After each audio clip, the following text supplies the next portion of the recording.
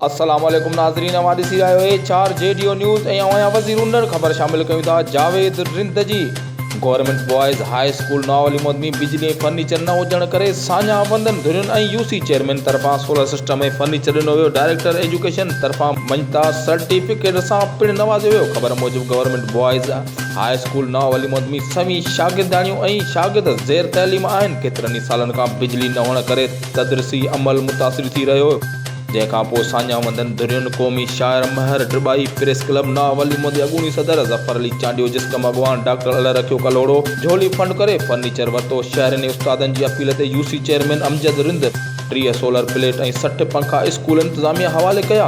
उस्तादनि साञा वंद धुरियुनि ऐं UC chairman Amjad Rind तरफ़ां स्कूल खे बुनियादी सहूलियतूं ॾियण जे किरदार खे साराईंदे डायरेक्टर स्कूल एजुकेशन जलील अहमद पारां मञता जो ख़त लिखियो वियो, जंहिंमें IBA हेड मास्टर साईं आफ्ताब शाह सूमरो संदसि टीम ऐं समाज सुधारक फर्दनि तोड़े आवाम जे साराह कई वई। ओ ख़त सेक्रेटरी स्कूल एजुकेशन एहसान मंगी ॾांहुं मोकिलियो वियो।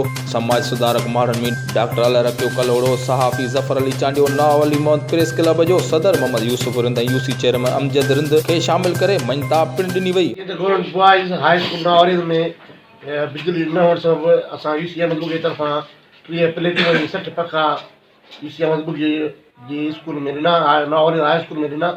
उन लाइ साईं आफ्ताब शाह सूमरे खे जेको एप्रिसिएशन जो ख़त डायरेक्टर तरफ़ां मोकिलियो वियो आहे सेक्रेटरी, असां साईं जी महिनतुनि खे बि सलाह पेश था कयूं। हाई स्कूल नावली में अॼु असां जेको आहे तमामु घणा जेको आहे ख़ुशि आहियूं। साईं जलील मुलाशर साहिब जा वॾा शुक्रगुज़ार आहियूं, जंहिं हिकिड़ो मञता ख़त जेको आहे असांजो सेक्रेटरी तरफ़ लिखियो आहे।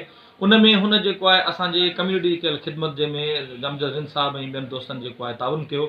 उन सां असांखे 30 सोलर प्लेटूं ऐं 60 पखा ऐं सोलर मोटर बैटरी मिली ऐं कम्यूनिटी जेको आहे असांखे जेके ॿार पट ते वेठा उन लाइ फर्नीचर लाइ 50 डेस्क ठाराइनियूं। वधीक ख़बरुनि अपडेट लाइ ॾिसंदा रहो 4 जेडीओ न्यूज़।